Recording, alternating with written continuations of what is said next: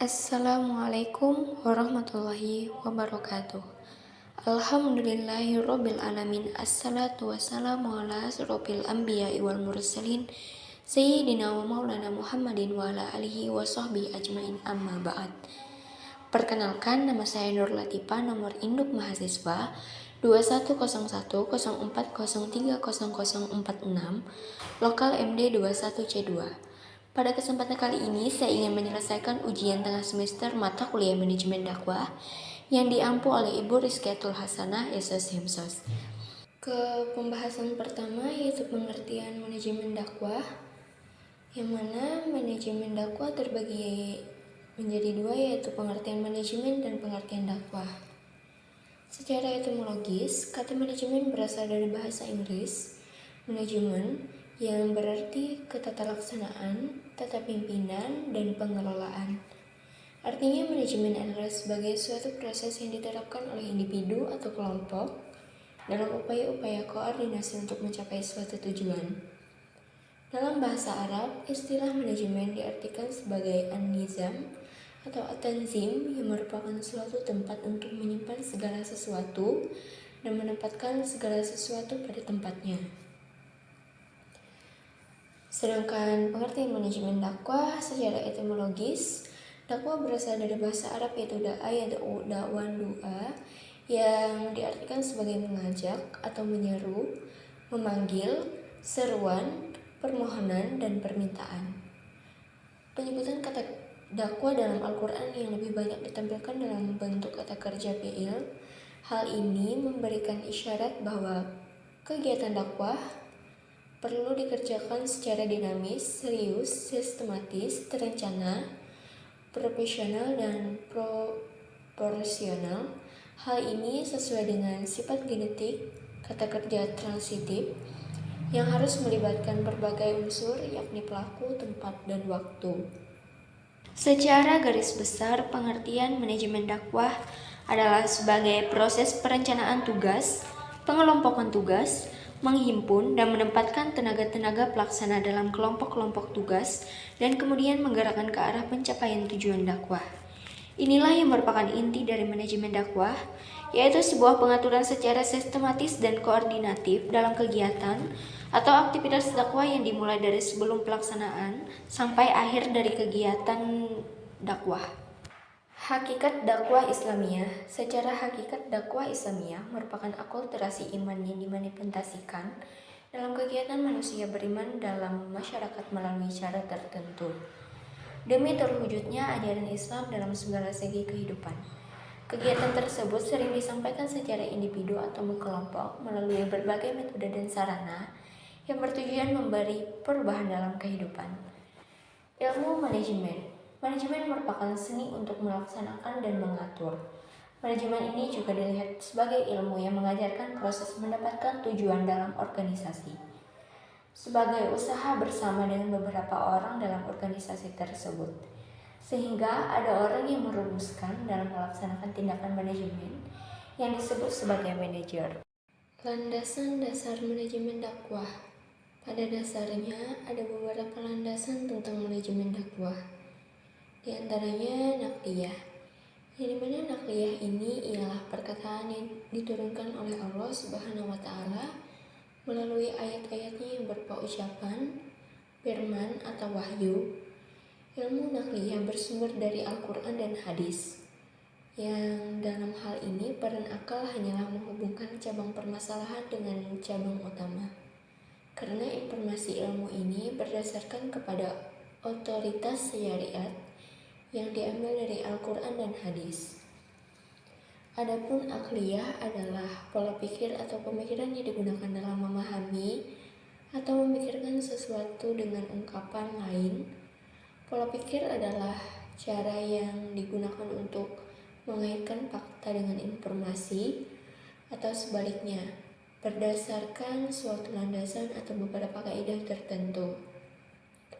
Dan ada beberapa kedudukan manajemen dakwah, dari mulai objek, material, ataupun formal, dan material memiliki tujuan yang berbeda-beda. Langsung saja ke pembahasan unsur-unsur manajemen dakwah. Unsur-unsur manajemen dakwah terbagi menjadi 4. yaitu tahdid, perencanaan strategi, tanzim, pengorganisasian, taujih, penggerakan, rekobah, pengawasan atau evaluasi. Tahdid, perencanaan strategi, adalah suatu proses mempersiapkan serangkaian pengambilan keputusan untuk dilakukan tindakan dalam mencapai tujuan organisasi. Tanzim, pengorganisasian. Pengorganisasian, organizing, atau dalam istilah bahasa Arab disebut dengan al-tanzim, adalah seluruh pengelompokan orang-orang, alat-alat, tugas-tugas, tanggung jawab, dan wewenang sedemikian rupa sehingga terciptanya suatu organisasi yang dapat digerakkan sebagai suatu kesatuan dalam rangka mencapai suatu tujuan yang telah ditentukan. Taujih, penggerakan atau pelaksanaan dakwah. Muhammad Munir SAG MA berpendapat dalam bukunya Manajemen Dakwah bahwa penggerakan dakwah adalah sejenis pemberian dorongan dalam hal motivasi di dalam berdakwah. Penggerakan adalah meluruskan niat dan cara berpikir bahwa menyampaikan nilai-nilai ajaran Islam itu tidak hanya untuk mendapatkan sambutan pujian atau bayaran berupa uang, tetapi proses penggerakan ini ada perlu melibatkan niat yang baik, cara yang baik, dan tujuan yang baik pula. Rekobah, pengawasan atau evaluasi.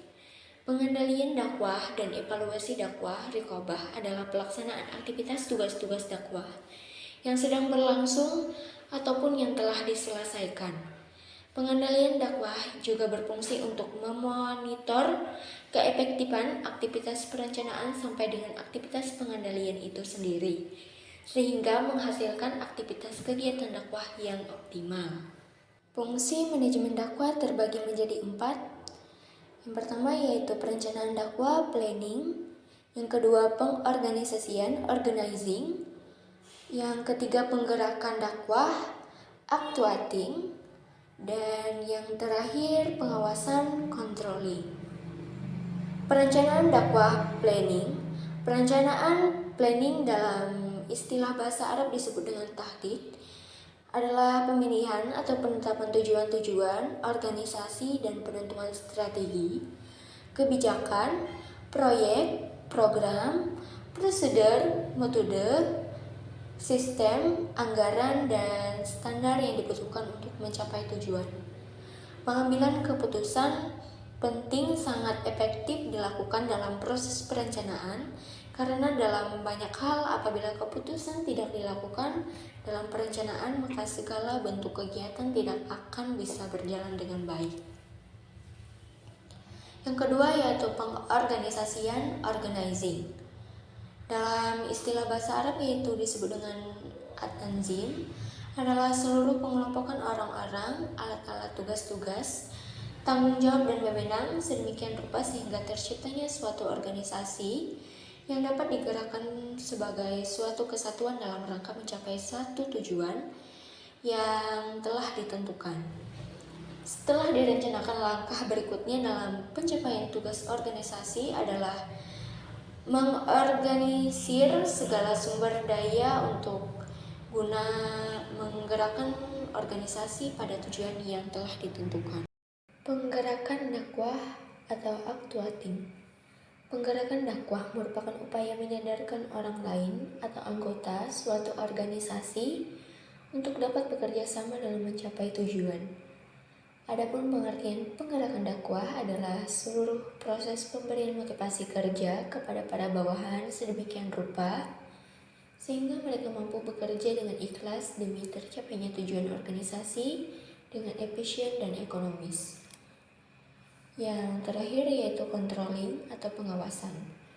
Pengawasan controlling adalah suatu proses pengawasan terhadap pelaksanaan seluruh kegiatan dalam organisasi untuk menjamin agar semua kegiatan yang dilaksanakan berjalan sesuai dengan rencana yang telah ditetapkan. Penggunaan prosedur pengawasan dapat dimaksudkan sebagai sebuah kegiatan mengukur penyimpangan dari presentasi yang direncanakan dan menggerakkan tindakan korektif. Tujuan organisasi dakwah. Organisasi dakwah adalah badan yang mengelola kegiatan dakwah dengan program dan sasaran yang tersedia untuk mencapai suatu tujuan. Organisasi dakwah merupakan kegiatan manusia yang direncanakan untuk mencapai suatu maksud atau tujuan bersama melalui pembagian tugas dan fungsi serta melalui serangkaian wewenang dan tanggung jawab dalam melaksanakan proses dakwah. Tujuan merupakan keinginan suatu organisasi yang dijadikan sebagai pedoman bagi manajemen puncak untuk meraih hasil yang maksimal dengan kegiatan yang dilakukan dalam waktu tertentu. Hal ini tujuan berbeda dengan sasaran karena tujuan mempunyai target-target tertentu dalam jangka waktu yang tertentu pula. Sedangkan sasaran merupakan pernyataan yang telah ditetapkan oleh manajemen untuk menentukan arah organisasi dalam jangka panjang. Tujuan organisasi sedikit banyaknya menyinggung ukhuwah Islamiyah, dakwah Islamiyah.